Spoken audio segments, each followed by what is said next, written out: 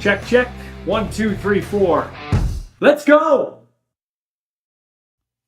Welcome to another installment of Ballsy Uncut. I appreciate you checking it out. Thanks to all the sponsors for getting on board. You're going to see some of their commercials rolling through. Some are, a couple are dropping off, but a few more have been added. So we have another great year in store. Coming up on the 1-year anniversary of Ballsy Uncut. The very first episode was June 7th, 2024.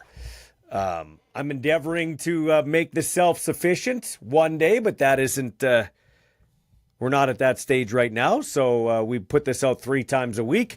Plus the Our Balls Are Bigger post-game show with myself and Kai Bear, the former Alouettes and Renegade and Red Black and Winnipeg Blue Bomber and Cincinnati Bengal, the Angry Bird. He's going to join me coming up here each and every game. And Ryan Hall will join us from time to time as well, the accomplished high school football coach in this province of Saskatchewan. Like I said, however you're taking this in, I do appreciate it. Congratulations to the London Knights, Memorial Cup champs for the 3rd time. Denver Barkley scored twice. Sam Dickinson had 3 assists. Austin Elliott made 31 saves in a dominant 4-1 win over the Medicine Hat Tigers, who were looking for their first Memorial Cup championship since 1988. But congratulations to the Tigers on a great season. They came up just short of the quest for the national title. That's a hard trophy to win, the Memorial Cup, no doubt about it. Probably, they say it's the hardest trophy to win. I don't know. I would say that that is a tough one, but I would say U Sports football trophy, the Vanier Cups, you only got 8 regular season games. If you drop a few home games, you're basically done. So I would put the Memorial Cup as the number 2 trophy to win in Canada. And the number 3 trophy, obviously, the Stanley Cup, which gets going on Wednesday in Edmonton with the Oilers hosting Florida. I will have Gene Principe on this week to tee it up, doing a great job as the main host at the rink. Addison Barger went deep for a 3rd straight game for the Jays on the weekend. On Sunday, clubbed a 3-run homer, raced a 4-2 deficit. Jays beat the A's 8-4, and they win their 5th straight game. How about the futility of the Colorado Rockies? They are some kind of bad. They lost 5-3 to the Mets. They were swept by the Mets. They've been swept 10 times in 20 series. With that loss, they're 9-50, which is the worst record through 59 games of any MLB team in the modern era, back as far as 1901. Scotty Scheffler in rarefied air. The golfer wins the PGA Memorial Golf Tournament, joining Tigers, the only repeat winner of that event. And, of course, we are a football-centric podcast mainly, but we do talk other sports, obviously. We enjoy all amateur athletics, but we do talk football. And CFL week number 1 kicking off on Thursday. Riders in Ottawa, as I already mentioned, our Balls Are Bigger post-game show. You see the shirt hanging over my shoulder. If you'd like that shirt, $25 goes to Glenn Love, the ALS Love Life Foundation that he's setting up. Former CFL linebacker with 5 different teams. Won a Grey Cup with Calgary. Played with the Riders, played with Montreal. He's got ALS. Just trying to help him out. $25. All the proceeds go to him. Be turning over some money to him right away as we're almost out of shirts. We'll have to order some more.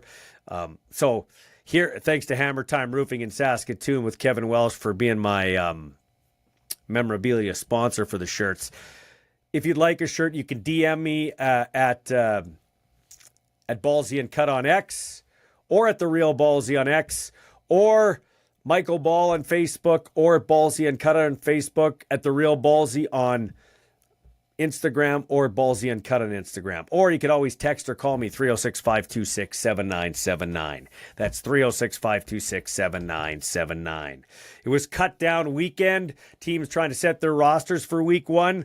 The Rough Riders cut 17, including the brothers Justin and Jordan Herdman-Reed. The Argos released running back Kadeem Carey and also quarterback Cameron Dukes and Seontae Evans, the veteran defensive back.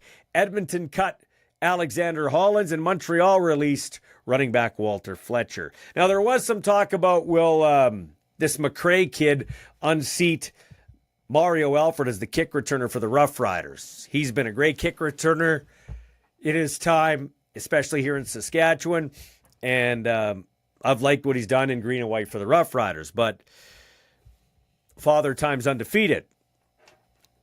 I'd say he's maybe slowing down a bit. Now, to return a kick or a punt, you need great blocking too. So you can't just leave it all on the returner. But a lot of the great returners have retired by the time they get to Mario's age of 34. I'm not saying he should retire, but what I am saying is this. He only returns kicks, punts and kicks. They sometimes gimmicky, so at least in the past had him as a wide receiver, but that doesn't happen anymore. Walter Fletcher let go by Montreal. He's 28, so he's 6 years younger. He can return kicks, and he's an established running back. If I'm Jeremy O'Day, I'm on the phone getting Walter Fletcher in here to replace Mario Alford and to have him back up AJ Ouellette, who is still, he's lost weight, but that doesn't solve your hip problem. So we'll see if Ouellette, when he's healthy, he's good, but the problem is I think he missed 10 of 18 regular season games last year for the Riders. Played in the playoffs, was okay in the West Final. Actually, he showed flashes of some good stuff in that game in the loss to Winnipeg, but I'd have somebody backing him up, and that somebody should be Walter Fletcher, in my opinion. What do you think? Hit me up on the message board. Who would you like to see the Riders add? Fletcher, Kadeem Carey, another one who I know a lot of defensive backs in the league, and talking with them privately, they would much rather tackle AJ Ouellette than Kadeem Carey. I've talked to them personally, will not give their names out, but I know of a few that said I'd much rather see AJ Ouellette than Kadeem Carey. Their words, not mine. Coming up, we're going to have a nice conversation with a man who wears many hats. He's the voice of the Rams on the radio. He's the voice of the Riot on TV. That's the women's football team. They just recently played the Saskatoon Valkyries and lost 60-0 at Mosaic Stadium. And he's also the host of Access Communications in the Huddle with Marshall Hamilton. He would be Brendan McGuire, works for 3 Down Nation, or as I like to call him, 3 Clown Nation. He is a good writer. He does great work. I think Ben Grant does some great work for them. There are some other goofballs there. They know who they are, and they know why I'm saying it. And I will get into it. Believe me. I lost a lot of respect for 3 guys there who I've treated with nothing but respect, and they basically... I'm just going to say it right now. They basically tried to ruin my son's football career before it even got off the ground and didn't put a name to it. If you were following before the draft, because my phone was blown up, if you were following before the draft, 3 Down Nation put out a thing before the draft saying that Ethan Ball is of average talent, and in other draft classes he may be higher, but he's of average talent. And that's fine. You can have whatever opinion you want of my son's football ability, because I have opinion of other parents' sons' football ability in professional sports. So I've got a thick skin for that. But at the end of their so-called evaluation of my kid, 3 Clown Nation says, Ethan Ball will have a tough time, unlike other draft picks. He's going to have a tough time finding as many landing spots because of who his dad is. Because apparently I'm Deion Sanders. Apparently I'm Deion Sanders and Ethan is Shadur Sanders. Give me a break. Give me a break. Why would Ethan have a tough time landing anywhere? I call it like I see it, but I don't see anything that isn't true, and I don't leak things. So I'm not sure why Ethan Ball would have had a terrible time finding a team. He interviewed with 7 of the 9 teams. Only 1 team had a problem with Ethan Ball's dad. I'll let you decide what team that was. Only 1 team had a problem with Ethan Ball's dad. So that team may have said something to this, and I'll use it loosely, organization that covers the league. They may have said, that team may have said something to that entity, and then one of the guys in that forum goes and decides to say, take a shot. Pretty pathetic. pretty pathetic that that's what they decide to do. But hey, it is what it is. Anyway, Brendan McGuire from Three Down Nation. He's a guy that is worth reading there. He is going to join me on the show we'll get some thoughts on the CFL and what should be an exciting 2025 season ahead. And yes, I would like to thank Kyle Walters, Mike O'Shea, and the entire operation there for taking a chance on Ethan Ball, despite who his dad is. Thank you very much. I do appreciate it, and I'm going to be here to tell you that you will not regret it. I also want to congratulate the likes of Lane Novak, who made the Bombers. Ethan Vibert, who made the Bombers. The Winnipeg Blue Bombers have 6 Regina and area kids in their roster. The stud Patty Neufeld, Tanner Schmeckel from Riffle, Ethan Vibert from Miller, Ethan Ball from Riffle, UND, Calgary. I know the kid. Josh Haggerty from Campbell, provincial championship football player, now going into his 5th year as a professional in the Canadian Football League. And I'm missing one here. Lane Novak, who's a Regina area kid, played for the U of S Huskies, went to Belgoni, lives down the street from us here in White City, drove my kid home, thankfully, because his car blew up. So I do appreciate and kudos to all the Saskatchewan kids who made it. Jackson Ford I know he's a veteran, but he had a hell of a preseason game against Winnipeg in the first game, and he has a cast on his hand and has a bit of a hand injury. He's still on the depth chart. Hopefully he can muddle his way through that. Jackson Sombach, former Ram great, draft pick at Calgary last year, makes the active roster. Congratulations to Jackson and his entire family. Kieran Poisson, a Miller Marauder kid, who makes the team with the BC Lions. He was there last year on the practice roster, played a little bit in the regular season, and he makes the active roster once again. Steven Smith, linebacker from the Thunder, catches on the PR with the Toronto Argonauts. So it's just great to see these Saskatchewan boys landing with these teams. If I missed anybody, I apologize. Deshaun Mims from the Rams, son of Robert Mims, making the Saskatchewan Roughriders on the PR. Kudos to him as well. All right, we'll be back with more. And before this show's done, I've put together a list of the top 20 players, and then I'll do a list of the top 20 Canadians later this week. I pulled some current coaches, some former coaches and executives, some current players, and some couple of former players, and some current and former broadcasters, and put together a list, just compiling it. The top 20 CFLers going into 2025 and the top 20 Canadians right here on Ballsy Uncut.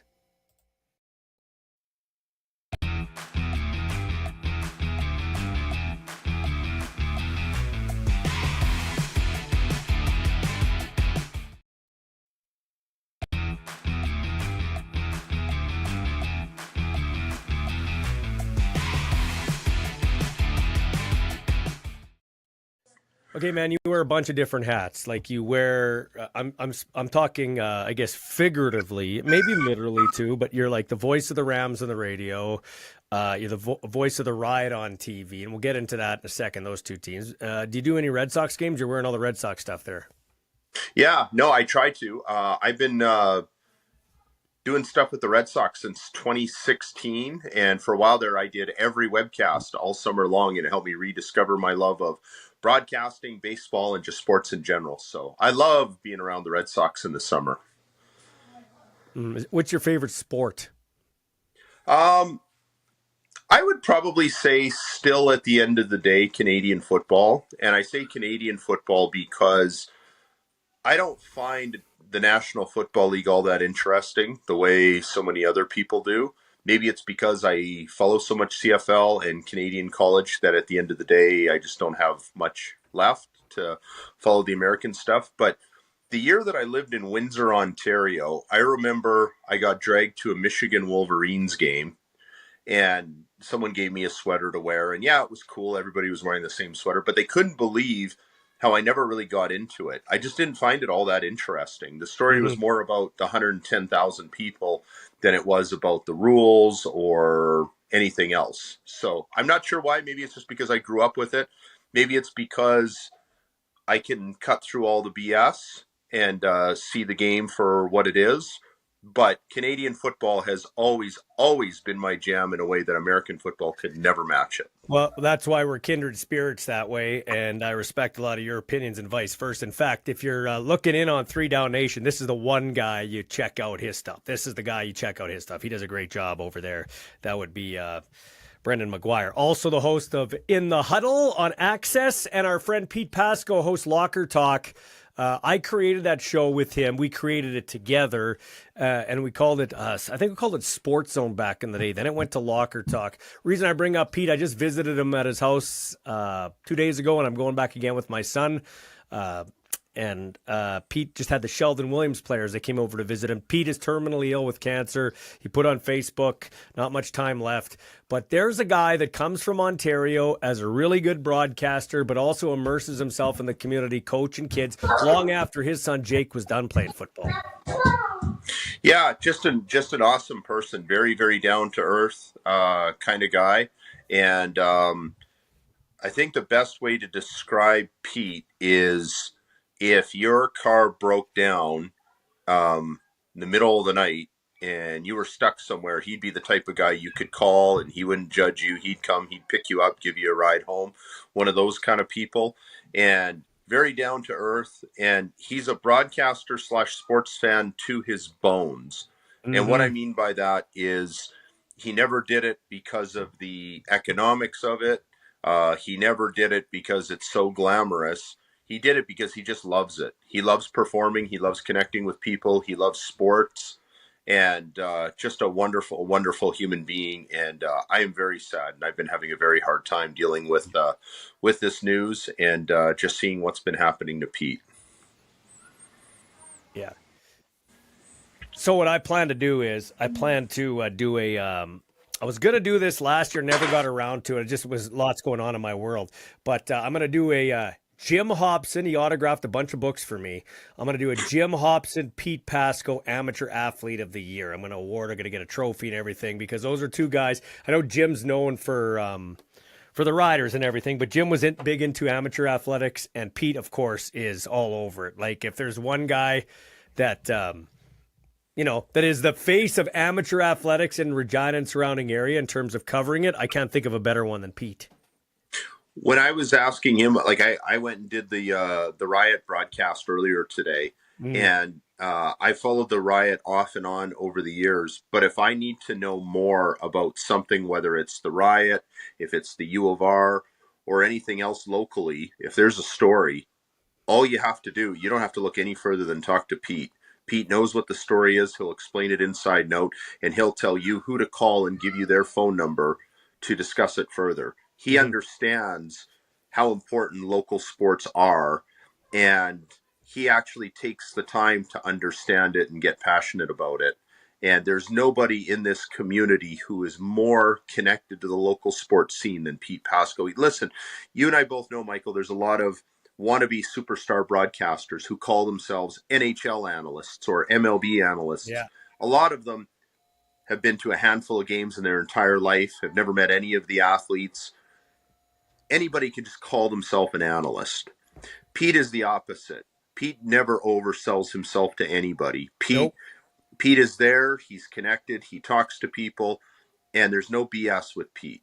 And he's always just been such an asset and such a great person to have around. Even when I was filling in on the Sports Cage, I remember you had me and Pete filling in, and I think we agreed it would make more sense to have Pete sit in the host chair because he's just around and he's been doing it more. And he didn't want to do that. He wanted somebody else to do it. He just wanted to be the wingman. He's the ultimate wingman. It was just great because he could carry you. If there was a time where you're just lost on a topic, you just point to Pete and he'll just carry you along. I can't think of a better sidekick wingman than Pete Pasco. Well, and Pete's not passed away yet, but things aren't looking good. And he, by his Yeah. own words, I will say nobody is really dead until the ripples they've made in the world go away. So he'll live on, and he'll live on through me and you and things we do and the kids he coached and all that type of stuff. Okay, so he's a great writer. Pete Pasco is a great writer, like in terms of press releases, in terms of news stories. When he did stuff on websites, he was great. You're also a good writer. But how can't Jeremy O'Day write a better script for an offensive line? Like this guy was easily one of the best Rough Rider linemen in the last 30 years. So how can he not consistently put together a good offensive line? Listen, it's not his fault guys continue to get hurt, I guess, but you got to ask yourself, why is Sean McEwen, who's a great football player, but why is Sean McEwen let go by Calgary and then not signed immediately out of training camp or out of a free agency? Like he was a later signing in free agency. Why is Philippe Gagnon, 32-year-old guy, why is he available after 10 years from a very good football team, Montreal? AJ Ouellette comes in here with 2-shot hips. Like, I don't know, man. That's one chink in Jeremy O'Day's armor, in my opinion. Yeah, no, your opinion, a lot of people's opinion. That's a great question, right? Like they've done such a nice job of developing Canadian players at other skilled positions. Like with Sam Emelis and Kian Schaefer-Baker at receiver, and there are others as well. But yet a guy who spent pretty well all of his, not quite all, he did some time with the Argos, but just about all of his football playing career as an offensive lineman in Saskatchewan. He, of all people, should know what the blueprint is to do that. I guess if there's going to be a criticism, it's a couple of things. Number one, it's a fear of doing things differently. We've all seen the movie, or a lot of us have seen the Moneyball movie or read the book about how they did things differently. And that became too much. That took on a life of its own. But the gist of it was look at things a little bit differently than how they're looked at conventionally. And in the CFL for a very long time, there's been a saying, hide the Canadians in the offensive line. That's what Johnny Manziel said. And Johnny Manziel doesn't know jack, but he kind of had a point. Teams seem to feel like they need to use a lot of their Canadian spots along the offensive line. And on one hand, I can understand that. But here in Saskatchewan, it has had devastating consequences. When you think back to the struggles of even 2022, big problems along the offensive line. Didn't help that Cody Fajardo was impossible to protect. I mean, it was a combination. It was two things, right? And then that continued in 2023, 2024. They go out, they get Jamarcus Hardrick. He performed really, really well, but then he got injured. So it's a failure to think outside the box and say, you know what, if we're having trouble building this offensive line the way we've been trying. What's the definition of insanity? Trying the same thing over and over again and expecting a different result. Last season, it seemed like they got a better result when they just used 3 Americans. And not only, and that's not a shot at any of the Canadian players, but they've had so much trouble filling those 2 outside tackle spots. I believe that if you dip into that American talent pool and pick a guard, that makes you less reliant on those outside tackles. And further to that, the BC Lions, I'm hearing, are considering starting 4 Americans, Michael, on the offensive line for week 1. A little easier to do that when you have a Canadian quarterback, so that helps their ratio issues. But the point I'm getting at is I think that there's been a bit of a failure to look outside the box. And then on the other side of it, the other issue is a little bit too much reliance on free agency. Now, it's harder for us to analyze and really evaluate Jeremy O'Day as a general manager with free agency because the salaries are not made public. We usually hear about the quarterback and a few others. And that site you mentioned, 3 Down Nation, does a pretty good job at getting some of the salary info. But there are many reasons why a lot of the players' salary info isn't made public. And I support that. But it just seems like there's been a pattern up until this year of saying, we're going to go out, we're going to make a splash, we're going to sign some players to more money, and that'll fix everything. And the problems, there's 3 big problems that come with that. Number one, If a player is not homegrown in your organization, they don't always give you their best. Number two, they are expensive. They eat up room either on the salary cap or whatever the total budget is, even if the players do end up getting hurt and not counting against the cap. And the other problem is, this is probably the biggest one, they're aging. They get injured. They get hurt. And it's almost more of an indictment of their inability to recruit players who you and I have never heard of before.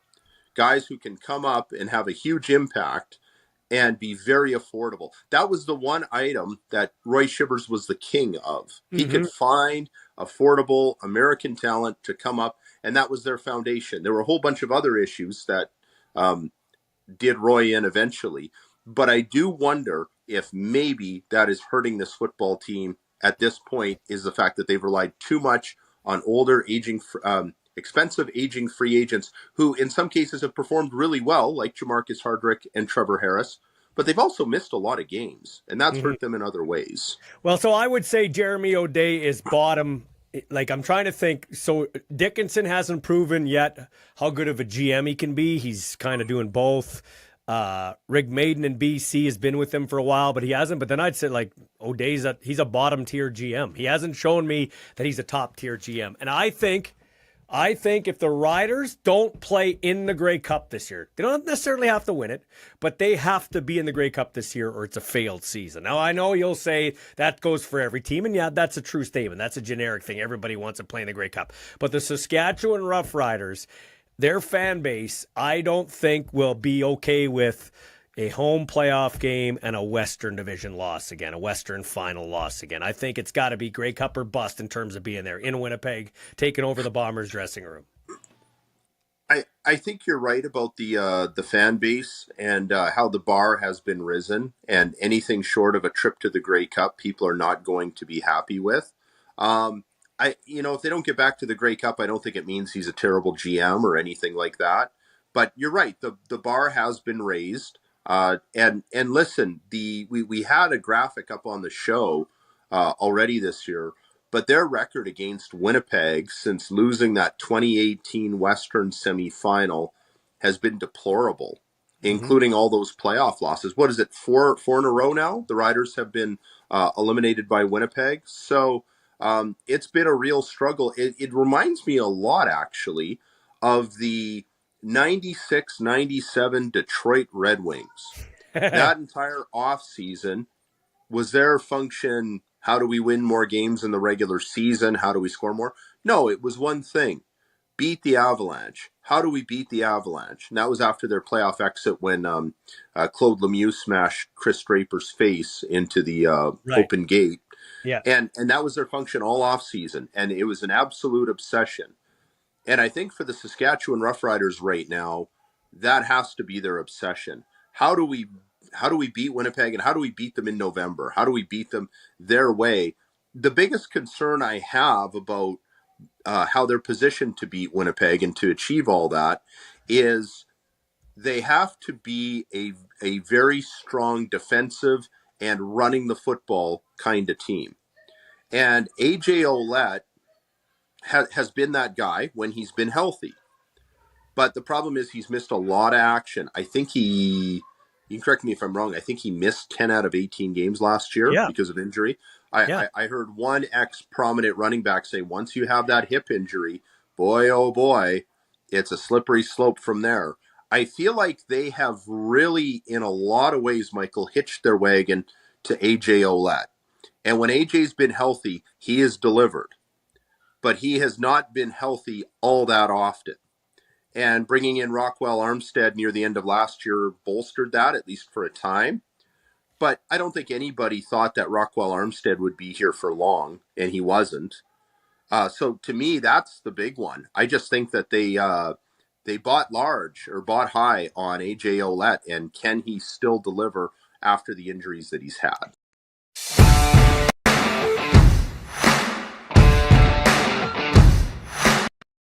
So the formula has never changed. You get a good quarterback and good Canadians, and that's how you win. That's your difference maker. Quarterbacking and Canadians, that's never changed. It's never changed. And it probably never will change. I had no problem with the Curtis Rourke pick this year. Okay, I have no problem with that from Jeremy O'Day. I think it was, decent pick. Hergel the year before. But are the Riders really in position to just piss away draft picks like Hergel, like Rourke? Like they sent 5 of their draft picks back. Now, I know Hundeby was hurt for a lot of camp. I get that. That's nobody's fault. But they sent 5 of their Canadian draft picks back. We're not talking about a juggernaut here. Yes, they made the playoffs last year. Yes, they got to a West final. Here's the difference between two organizations. And before you call me Bomber Ballsy, check this out. So we've got the Bombers kept almost every one of their draft picks this year, and the Riders sent all 5 back, like 5 of them back. Which team has been in 5 straight Grey Cups, and which team can barely get out of their own way the last handful of years? That's a very fair question, and I have to confess I have not done my thorough homework on the draft record of Jeremy O'Day in the time that he's been the general manager. I've done a little more analysis on their American recruiting. Listen, that's never a great sign. And look, they do take chances. They've been very clear about that. You know what? I guess in his defense, the organization in sport, the front office in sport today, that irks me more than anybody is that of the Toronto Blue Jays. And it seems to me like they have the mentality similar to what J.P. Ricciardi had, which is to focus on college players, because college players are lower risk and they're easier to sign and more of them make it to the big leagues. The problem with that, very few of them have any upside. The whole time that J.P. Ricciardi was the GM of the Toronto Blue Jays, I think the best hitter he ever recruited was Adam Lind, who was good against lefties, whatever. Wasn't a star player. He was okay. That was the best they did. You look at the Toronto Blue Jays today, their best player, I would argue, is, and I think most fans would agree, is Vladimir Guerrero Jr., somebody who Alex Anthopoulos signed when he was 15 years old. High risk, high reward. So it's hard for me to really fault Jeremy O'Day for going to that well. But to your point, Michael, if you're drafting all these players and you're not keeping them in your system, and you look across the street at another organization that's having all kinds of success, who are run by probably the best coach in the league, a Canadian coach, and he seems to place a real premium on those picks, it really does make you wonder. So I did pick the Riders for first before the injuries to the interior of that offensive line. I don't know that I'd stick with that. I still think they're going to be very much in the mix. I like Corey Mace. I like his staff. I like what he's doing. It's not like the Riders are a tire fire. I'm very interested to see how the West shapes up. Before I get a prediction on that from you, though, are you surprised by any of the cuts we saw over the weekend? Like there's Kadeem Carey gone in Toronto, Cameron Duke's gone in Toronto, Ciante Evans. You got Alexander Hollins in Edmonton. Those are some of the big names. Are you surprised by any of those? Not really. Hollins, it sounded like it wore out his welcome in BC. And so the fact that he wore it out in another place, I guess, doesn't really stand out to me. We're always expecting to hear a few big names get cut. And this is about par for the course. I think if the one stood out to me, Kadeem Carey, because he, boy, oh boy, he sure looked like a guy who still had something left in the tank in that Grey Cup run for the Argonauts. I wouldn't, if I was a Rider fan, I wouldn't be all that upset if they tried to take a run at Kadeem Carey. He's a what fun, about him? Him or Walter Fletcher in Montreal? One of those two guys. Amazing. It also speaks to the fact that the quality of play in this league is in a lot better place today than sometimes we give it credit for. I'm on this Facebook page. They asked me to help run it. I barely do anything, but it's the CFL history page. And they're posting photos of like Johnny Rogers from the 70s or Warren Moon. And they always talk about how, well, the NFL wanted these guys. Boy, we used to have so much talent in the Canadian Football League. And I said, whoa, wait a second. We have lots of talent in the CFL today. It's right under our nose. And I think that the quality of play was so bad the first year after the pandemic, it really caused a knee-jerk reaction. But since then, you've seen so many quarterbacks emerge, so many running backs emerge, and we're at a point now where the talent bubble is like this, and we've still only got 9 teams to fill all of that. So it's a reflection of that. the story that I wrote for Three Down Nation the other night was about Mario Alford being on the bubble. It just seemed to make sense. He's 34 years old. He had the one kickoff return touchdown last year, but that was it. He doesn't really produce for them at any other position. And it just seemed like it was time. You look at 3 of the top 5 kick returners of all time, their careers were over by the time that they were Mario Alford's age. So Dre McCray, he's 11 years younger. He had a nice kick return first game. So anyways, I'm thinking about this angle. And when the game's done, I'm in the press box, I'm in the elevator riding down. And all I can think about is, because now that I'm older, I've gotten better at, I don't think of, at thinking of these people as human beings, not as athletes. And all I can think about is this poor guy might be 34 years old and just have to start over. How do I make this really easy on him? So I wander over to his locker and I'm making small talk with him. And he talked about how he wanted number 5 when he got here, but someone else had it. So he stuck with number 2. And I'm beating around the bush. And you can tell he's getting annoyed because he knows why I'm at his locker, right? And it's a cruel world. And yeah, I see he made the final cut, and that's great for him. I did look at his production over last year. His production didn't really wane all that much. It was more of he just didn't break any. He had 7 kick return touchdowns over his first 2 years here, and he had 1 last year. I think that's more a product of special teams coaches need to. I think the special teams coaches in this league, and I know I'm getting a little off track, need to do a way better job of using the wide field. How often do you see the kick returner catch the ball and do what they do in the NFL? They take a few steps, they walk out of bounds. Cal Murphy used to yell, run north and south. No, go east-west, get to the other sideline, turn the corner. You watch a lot of the film on Mario Alford's previous kick return touchdowns. That's what he did. He went sideline to sideline and took it up. And that's hard to do as you get older. And so, but, I'm glad Mario Alford made the final cut, but it just really made me think what a cruel world this pro football thing is. And it's harder and harder for the guys who are older because people think, oh, he's had a good career. Kadeem Carey's had a good career. Nobody needs to feel sorry for him. It's almost worse because it's a lot harder for a guy to start over the later you get. Yeah. And so I have nothing but respect and compassion for all of them, even the older players, when they get told it's their time. I started over in my 50s, so I totally get what there you go. You know exactly what I'm talking about. Totally get what you're saying. Same boat. Yeah. By the way, when you did get to the question, was he pretty responsive to answering it? Kind of. I mean, it was just one of those things where he hadn't had a lot of reps in the preseason. Yeah. And I do wonder, I asked Coach Mace, does the injury to Dre McCray maybe open the door to keep an extra return? He said, I don't know. We'll see maybe. Yeah. And they put McCray on the practice roster. So we'll see how long that lasts. Yeah. But he was not happy that it was brought up. Let's put it that way. Okay. Well, hey, I've ticked off. I ticked off Trevor Harris in the offseason by saying that I think the Riders should go out and look for the next guy, Jake Mayer or Trey Ford, and maybe have him back on a team-friendly deal coming off the bench. He didn't like it. I didn't say he was a bad quarterback. I didn't say he was undeserving of the All-Star, but you're 39 years old, dude, and you haven't played a full season. In fact, you've never, as a starter, dressed for an entire season, and you haven't dressed for an entire season in 10 years. I mean, come on. Like, let's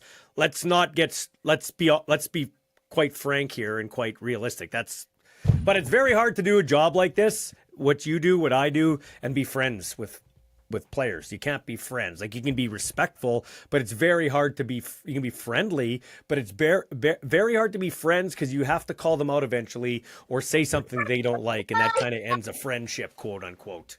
I think it really all depends on what your role, what you decide your role is, and what you decide defines your role. Mm-hmm. I grew up listening to Jeff Courier, as you well know. And became a huge fan of Jeff Courier. And Jeff was all about being objective, about separating yourself from all of that. I like to think that if someone hears me doing an interview with you or reads a piece that I do on Three Down Nation, they might say, well, I don't really like his writing, or maybe he's not around as much as he should be, but he's always going to tell me the truth. And I just don't think that I can ever get away from that.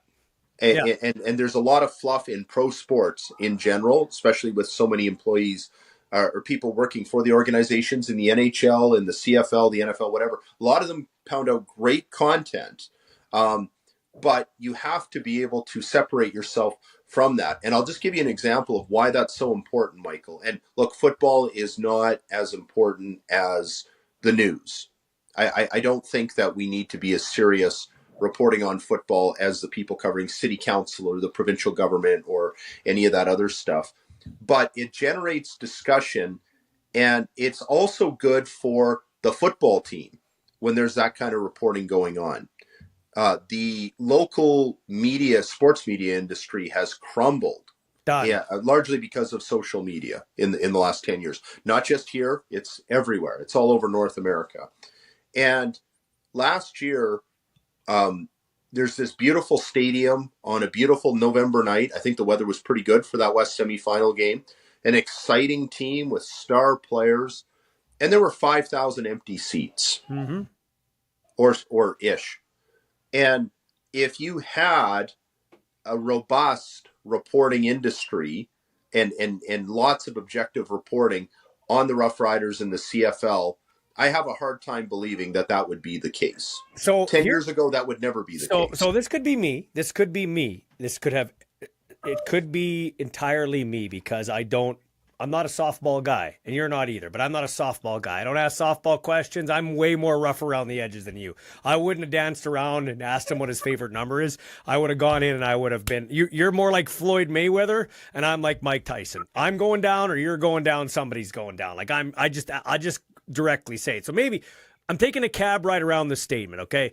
But I've asked to have Stuart Johnston on this show a number of times, and they don't return my calls, okay? So I don't know if it's just they don't want to talk or whatever. But here's I'm hearing he's going to be this great commissioner, and I have to give the benefit of the doubt because I never talked to the man myself, okay? But anybody I've talked to that's dealt with him says he loves the CFL, and he's gung-ho about the CFL and all this stuff. And my only devil's advocate side would be, well, if he loves the CFL that much, why do we have 5 channels and we don't cover the entire draft? He was in charge of that network for years. Why is the combine not streamed somewhere on the host provider of the league, TSN? If he is, and I got this, well, he delegates, he lets people okay, but if I'm the CEO and I'm the guy and I'm the lover of this league and I believe in it, then wouldn't I take charge and say, it's kind of like you're the head coach and you got an offensive coordinator, but you have an offensive coordinator background, and you say to yourself, we should be running some different plays. Are you going to let the ship sink, or are you going to go and say, hey, no, we're going to run this play and we're going to run this play because I'm the head coach? So to your point, we don't promote this league enough. We don't do enough. I don't know, man. I'm going to take a wait and see approach. We have got the greatest game of football on the planet. Crushes the American game. Maybe the greatest game of any sport. But we don't know how to promote it. We don't do a good enough job of promoting it. Look they tried to do a good job of this. And if you're going to do something, Brendan, do it. Like they were going to do this, these preseason games. And it's great. We get to watch them for free. I love it. Most of them sucked. Most of the production sucked. It crashed and all this stuff. Stats weren't right. If you're going to do it right or don't do it, because you'll look like a bush league. Yeah, those are all fair points. A lot of people love to treat the CFL head office like a punching bag, and I've never been one of those people. I know that there are challenges when you are restricted within your own borders. I actually kind of liked Jeffrey Orridge, to be honest. Mm-hmm. It seemed to me like he got railroaded out of town way too early over some really silly things. Like I was hearing people complaining that they didn't like how he changed the logo. Like, really? Like, Who cares about that, right? He actually had ideas. He wanted the video game thing to go. He wanted the CFL Wake thing. Like, couldn't we have given that guy a few more years to figure it out? Randy Ambrosie came along, and I thought he was okay. But he was a very reactionary commissioner. It didn't seem like he really had any ideas. It was always just, I'll take my directions from the Board of Governors and we'll see what they want. And I think that a powerful commissioner, a powerful leader will do 2 things. One, Um, Sit back for the first year and just really analyze everything. Yep, and Don't that's make what any he's big doing. promises. And that's something Stuart Johnson has Yep, done. I like yep, that. I yeah, I like do the too. fact he I hasn't. do too. Yeah, And the other nice thing I do like about him is he understands what broadcasts are worth. And so he knows that from the other side of the table now. The other thing that we'll have to take a wait and see approach about him is what kind of vision does he have? And what is his ability to execute that vision, such as a 10th franchise, better TV deal, get more Canadians playing quarterback, all kinds of stuff, right? That's just the tip of the iceberg. And it just never felt like we ever had that with Randy Ambrosie. He never had any new ideas, or at least it didn't seem to me. It seemed no, like a lot of people in the old boys club said, well, he's got business experience and he played in the league. Remember all those years that he played? I don't care if he played in the league or not. What is he going to do to move this league forward? I don't think Ambrosie was a terrible commissioner or anything. I just don't think he did anything or had any ideas. What I yeah. want to see out of this guy, I want to see some new initiatives, and I want to see him execute those new initiatives. So you're on the Baltimore football team's documentary. That's cool. And you're a league historian, like you love the league. That's why I like talking football with you. You mentioned this 10th franchise. If this league is going anywhere, it has to grow. I'll go back to what I've said a number of times. In 1959, there were 9 teams in the CFL and there were 12 teams in the NFL. Fast forward, there have been 8 teams and now 9 teams in the CFL, and there are 32 NFL teams. One of Randy Ambrosie's dumb ideas was the global thing. It was stupid.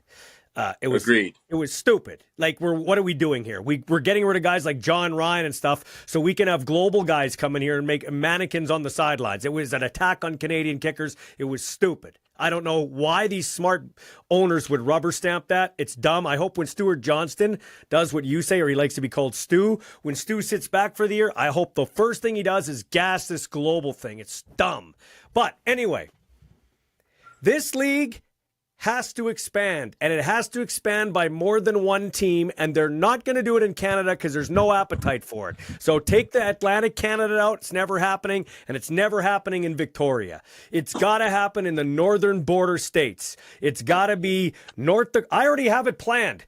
The St. Louis Storm is going to be a team because that UFL's done. It's going to be tits up right away. So you've got St. Louis Storm, they've shown they support any team. So you got St. Louis in the West, and you can maybe put Montana or Portland in the West.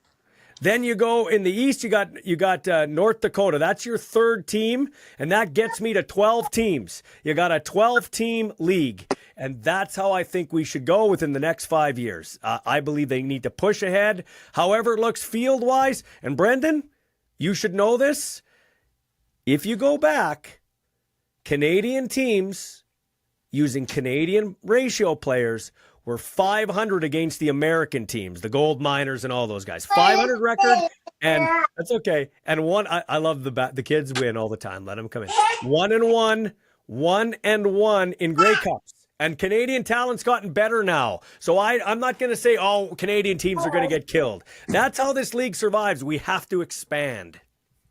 Yeah, I agree that we need a little more sizzle put back into this league. And I remember I went to the games in the mid 90s, like that. Really, I started following the league 1992. So that was right when all the expansion talk had begun.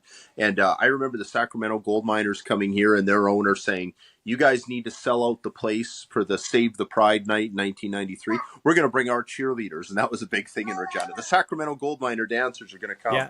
And Fred Anderson, that was his name, the owner. And then the whole thing with the Baltimore Stallions, Memphis. And I remember I'd go to the games with my best friend, and we said, this is so exciting. We're going to be up to 13 teams next year. And I said, think of how much that would have sucked back when they only had 8 or 9 teams. And he says, oh, I know, that would have been brutal. And then 2 years later, that's what we were back to, right? Yeah. So, I think we need more franchises. I wouldn't kill the idea of another franchise in Canada. I don't think they fully exercised that yet. Another thing I want out of a commissioner, who's going to find the politician in Halifax and befriend them, either with the city or with the province, to take on this project. There's always politicians out there. When you think about how the Toronto Blue Jays got started, it's because Paul Godfrey was a city councillor who wanted to make a name for himself. And he pursued, and he eventually got the San Francisco Giants. It was a long story. That's how we got Major League Baseball to Toronto. Same thing happened in Montreal. So that's what I want our next commissioner to do. Find who that is, that politician who needs to make a name for themselves, willing to champion this cause. And just because it doesn't work in Halifax doesn't mean it can't work in London, Ontario, or in Quebec City. I still think we could get to 10 or 12 franchises in Canada. But about the American thing, yeah, no, I couldn't agree more, but you got to be strategic about it. One of the mistakes they made the first time, one of the many mistakes, Shreveport, Louisiana, that's a minor league city. No, nobody is going to take your brand seriously if you're going to those markets. And at the same time, you got to be careful what markets you're going into that aren't competing too much with the National Football League.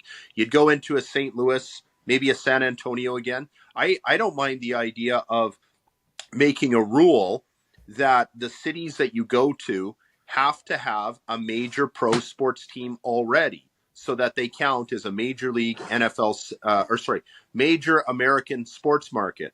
You could go to Sacramento, you could go to San Antonio, right?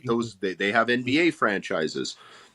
Stick to those places. And I think you just might have something. Well, okay, so I've got the team names. The St. Louis Storm, the Portland Pirates, and the North Dakota Norsemen, because they've got a Viking background, and you could make that work. 3 teams. You got Ottawa and Montreal, you got Hamilton and Toronto, and you got Winnipeg and North Dakota. You got natural rivalries.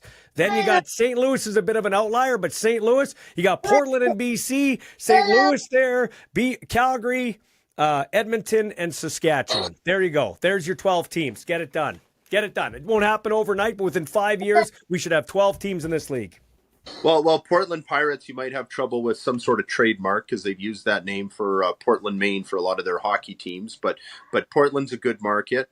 And don't know, we might have to agree to disagree about North Dakota. That doesn't strike me. Great college place, but it doesn't strike me as a big market in the United States. But here's one for you. Why not acquire the likeness and the brands from some of these old USFL brands, like the Portland Breakers, like the one, my all-time favorite, and I get mocked for this relentlessly, and I don't care. The New York, New Jersey Generals. Oh, yeah. There are so many facilities. New York does not have a pro football team in New York right now. It's a sore spot how the Jets and the Giants play in New Jersey. The key is, can we find a spot, if it's Hofstra University or somewhere else, where, number one, we can have a proper CFL-sized field, and if the stands only accommodate 5,000, 10,000, can we adequately build the infrastructure around so that it can have decent crowds? Like if it's 15 or 20,000 people, and use the likeness of Herschel Walker, and dare I say, Donald Trump or something from the history of the USFL. Doug Flutie. Okay, I'm going to let you go because your daughters need you. But before I let you go, give me your quick West predictions in terms of the standings. Oh, sorry. Hold on. I'll put this down for a second. But what was your question? I said, what is your prediction for the Western Division standings? What do you got? 5 through 1. Yeah, good question. There we go. Now that I got the princess looked after. That's okay. So 1 through 5 in the West Division standings. Winnipeg is the best until somebody shows that they are not. So I have to put them at number 1. I'm actually going to knock the Riders back a little bit. I think the Stampeders are going to be better. I think the Stampeders have had a wake-up call, and even not just their poor record the last 2 years to confirm that they are backsliding. They had to switch quarterbacks. Also, that CFLPA players report card. That's not usually a big story. I think that caught their attention. Like, a lot of the commentary was really embarrassing for their organization. Yeah. So I think they're going to take a big step forward. And I'm going to put them at number 2, even ahead of the BC Lions. But I think you could put BC, Calgary 2, 3 in either direction. Vernon Adams Jr., I think, is still a lot better player than people give him credit for. I forget what the stat is, but he's put up some crazy numbers against Saskatchewan. I think he's passed for 450 yards each of the last 3 times that they've gone against him. And then for 4 or 5, that leaves us in the division with in the West. That puts Saskatchewan, I guess, at 4th, fighting to get in, and maybe they get a crossover. And then Edmonton, I still put at the bottom because they're going all in on Trey Ford. And I love the Canadian quarterback idea. Trey Ford is really fun to watch, but he is anything but a proven commodity at this point. And I'm not 100% convinced that he's earned the right to be the starter there. Okay, so, and I had the Riders at 1, but with their O-line issues, everything right now, I'm going to knock them down a peg. So Winnipeg 1, Riders 2. I got the Riders 2. I got Edmonton 3. I think Edmonton is 3. Cody might be the starter there before it's all said and done. I think you're right. I think you might be right. Yeah. And then BC 4 and Calgary 5. I'm not sold on the Stampeders. I mean, I like Vernon Adams. He's got talent, but he's never been able to hold that starter's job anywhere. So I hope that for his sake he does. I hope maybe you are right. I hope Calgary does have a resurgence. We need Calgary and Edmonton to be strong again in this league. I disagree with you on that. I was the happiest guy in the world to see them both miss the playoffs. And listen, I'd be fine if neither of the Alberta teams ever made the playoffs again. That is funny. But your point about Vernon Adams is well taken, and the way he plays a style. It's hard to stay healthy and stay on the field, and he's had trouble with that too. Don't listen. I love the guy. He showed a lot of class last year. I think he's a talented quarterback. If he can somehow be that guy, you could be very well right. They could be number 2. I wish nothing but the best for him. Hey, thanks for your time, man. Go enjoy the kids. I will do so. Thanks for having me on, Michael.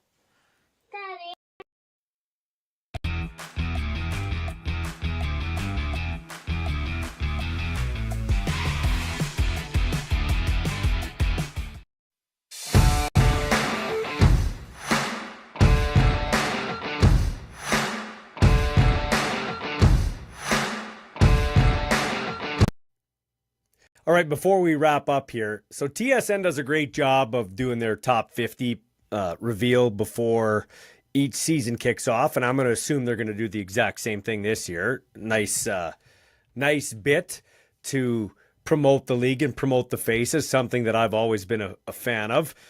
And since I'm doing my own thing here, I thought I would one day before the season kicks off do a top 20 players in the CFL, and then the next one I would do the top 20 Canadians because it is the Canadian Football League. So I asked some couple of current and former broadcasters to help me. I asked a couple of current and former executives, coaching types that have been in the league or are in the league, and to do it anonymously. And I'll give a list and then tabulate all the lists and put it together myself. So I've been doing this kind of a labor of love. Lists are great because they can be debated.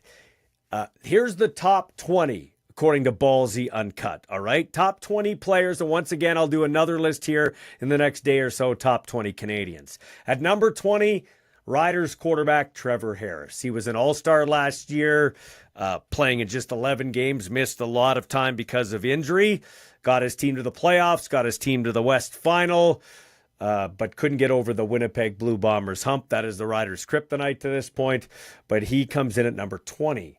At number 19, Ballsy Uncut best player in the CFL. Coming into the 2025 season, Trey Ford. They've turned the reins over to him in Edmonton. Trey Ford will have a little bit of a longer leash, I'm going to assume, with Cody Fajardo as his security blanket as a backup. And so Trey Ford comes in at 19. Number 18 in the top 20 players, according to Ballsy Uncut, Marc-Antoine Dequoy. Game-changing safety. Now, he's north of 30, and generally when you get north of 30, you start to slow down. They did draft Boschman out of Calgary to come in there and be a sturdy backup for him, and maybe eventually the replacement. But Marc-Antoine Dequoy, game-changing safety for the Montreal Alouettes, comes in at number 18. At number 17, now if this guy is closer to 2022 than the one we saw coming back from his NFL journey through a bunch of different teams, if he's closer to the 2022 version of himself, then he'll skyrocket to the top 5 in my opinion. But right now, BC Lions quarterback number 12, Nathan Rourke comes in at number 17 on my list of the top 20 players. Number 16, his teammate, Gary Peters, one of the great defenders in the CFL. In that secondary for the BC Lions, I have him in at 16. It's actually a run on BC Lions because at number 15, the former Argo, now BC Lion, Dejon Allen comes in at 15, offensive lineman. Lions needed some help on offense in that department. The offensive line, they brought him in with some championship pedigree. I put him in there at 15. At number 14, Gino Lewis. He goes to Ottawa and gives Drew Brown another target. He's coming in with a chip on his shoulder. As we know what Ed Hervey, the incoming GM of the Edmonton team, thought of Gino or didn't think of Gino, and he's gone. They had a big verbal spat in the offseason, so he'll come in with some fuel to his fire. And I think he's on a run of a touchdown in 10 straight games. So I got Gino Lewis of the Ottawa Redblacks at 14. I've got his teammate Justin Hardy, who was an all-star last year, at 13 on my top 20 list. So Gino 14 and Justin Hardy 13, a guy who played running back in the East semifinal because Ottawa couldn't stand to be around Rock Armstead, so they punted him out of town. He went to Saskatchewan and then predictably couldn't stick in Saskatchewan as the backup or the 1B to AJ Ouellette. So Justin Hardy played receiver and pardon me. He did play a couple of plays at running back. That was Addison that played running back. Justin Hardy, though, was their big target in the slot. So Justin Hardy at number 13. Versatile player, though. Number 12, Vernon Adams Jr. I love VA as a person, and I like him as an athlete. I didn't think he was going to be all that in a bag of chips, although Gary Etcheverry told me a long time ago when he was on the Riders, VA that was, and Gary Etcheverry too. So this guy's going to be the guy. He's going to be the quarterback in the league to watch out for. But he just hasn't been able to stick as a starting guy anywhere. And so he ends up in Calgary where they need a face and they need a guy to take the reins there. Jake Mayer just couldn't get it done, although I thought Jake had a good season last year playing with limited weapons. They get Dominique Rhymes in there. Reggie Bagleton returns. They got Clark Barnes. They got some good targets there for Vernon Adams Jr. So he takes the reins in Calgary. At number 11, his old BC Lions teammate Matthew Betts, who tried out for the Detroit Lions, had that famous sack on Carson Wentz of the Kansas City Chiefs, and came back to the Lions, but I don't know if it was an NFL hangover. Didn't come back as the Betts we thought he was when he left. We see a lot of that from guys like Rourke, like Betts. The list goes on and on. Go to the NFL, come back. And usually when they come back, they have a bit of a hangover. I'm expecting a big bounce back from Matthew Betts. I put him at 11 in my top 20 players. Now into the top 10. The ageless wonder and probably the greatest offensive lineman to ever play. With all due respect to Gene Mikowski, the Chris Walby types, the Roger Aldags, those kind of guys. Stanley Bryant, the left tackle of the Winnipeg Blue Bombers at number 10. You have to wonder if this is his last year, though, because I think he turns 40 during the year. He'd like to get one more Grey Cup into 5. Has he been with Winnipeg for all 5? I'd have to look that up. But he's been in the last couple for sure. He wants to have that championship ring to go out with. At number 9, I got Bo Levi Mitchell. Great story with Bo. Gets benched, moves out east, uproots his life from Western Canada, goes out east, is on the pine. Coach doesn't like how he's turning it over. Powell gets hurt. He comes back into the fold and has an MOP like season. So I'm looking for Bo Levi Mitchell to have a great year once again. Maybe both he and his coach Scott Milanovich saying they don't want to throw the football that much. They don't want him throwing it 35, 40 times. But if he can limit the turnovers, and he's got Kenny Lawler there now and Wolotarski and some weapons around there, I got him at 9. At number 8, I've got Niles Morgan, the tackling machine in the middle for the Edmonton Elks defense. He's going to fly around there in Edmonton for J.C. Sherritt, the former Elks or Eskimos linebacker, who's now the defensive coordinator. Niles Morgan at 8. Number 7, the aforementioned Kenny Lawler. Love this time in Winnipeg. Went for a payday in Edmonton. Didn't work out. If it's to be believed, took a pay cut to come back to Winnipeg. And now it takes more money, I'm assuming, to go to Hamilton to play for Bo Levi Mitchell, or with Bo Levi Mitchell and the Hamilton Tiger Cats. Kenny Lawler at 7. At 6, Ty Beverett of the Montreal Alouettes. Great linebacker slash DB type, kind of a tweener in the box. Good special teamer as well. I got him at 6. At number 5, he's going to miss the first chunk of the season with a broken leg because he had that terrible injury in the East Final. His quarterbacking buddy had to come off the bench and help him win that game and then win the Grey Cup. That'd be Nick Arbuckle. But Chad Kelly, the number 5 player on my top 20 players list. Got some help, like I said. Wasn't just me picking this. At number 4, Zach Collaros. Collaros is inked through 2026. From all accounts, a quiet leader, but a great leader. Anytime a guy as good as him, an MOP 2 years in a row, or 2 years in his career, comes up to a 6th round draft pick and talks to him a few times and welcomes him, a.k.a. my son, then I got all the time of the day for Zach Collaros. And like I said, if he's healthy, if he gets protection, we saw what he did in Saskatchewan here, 2 40-yard bombs in the last preseason game. So Zach Collaros at number 4. Number 3, this guy, the way it's going on the offensive line for the Riders, he might have to be the MVP. He got absolutely ripped off last year. Should have been the lineman of the year.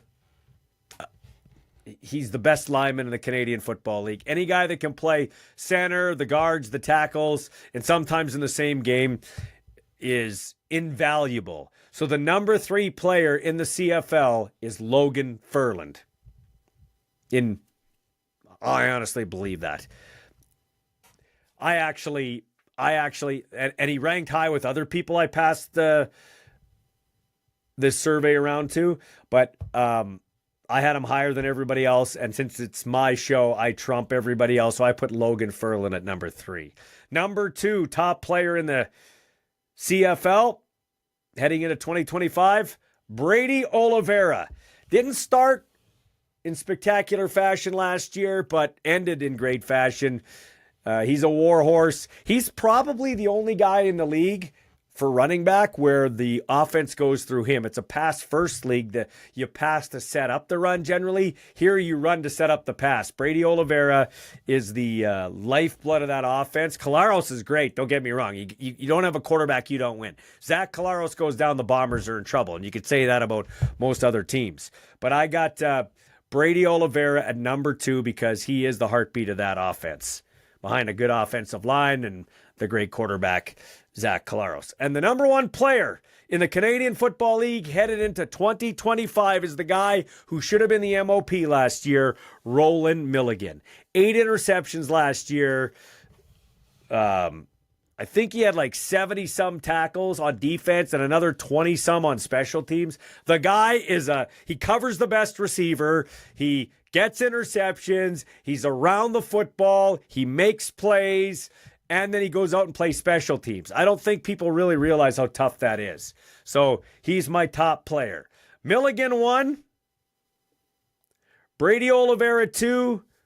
Ferland 3, Collaros 4, Kelly 5, Beverett 6, Lawler 7, Morgan 8, Bo Levi Mitchell 9, Stanley Bryant 10, 11 Matthew Betts, 12 Vernon Adams Jr., 13 Justin Hardy, 14 Geno Lewis, 15 Deshaun Allen, 16 Gary Peters, 17 Nathan Rourke, 18 Marc-Antoine Dequoy, 19 Trey Ford, 20 Trevor Harris. That's your top 20. I will have a top 20 Canadian list as well. There's a lot of names I didn't get to. I respect each and every player and coach that plays in this league for what they put on the line to not get rich. They're not poor. They're getting paid decent money for 6 months, but they put their bodies on the line. And I can speak not only from a media guy covering this league for almost 30 years, going into my 29th year, but as now a football dad, a a proud football dad. I know exactly what goes into it. Kid sitting in my basement on his bye week. He's in a cast, and 2 of his nails are black and falling off. And he's on the practice roster for $1,000 a week and smiling like a butcher's dog because he's on the way to achieving his dream. It's cool to see. It is really cool to see. All right. That's going to do it for my time. Thank you for checking me out. And I'll be back very soon. And when I'm back, it'll be the top 20 Canadians.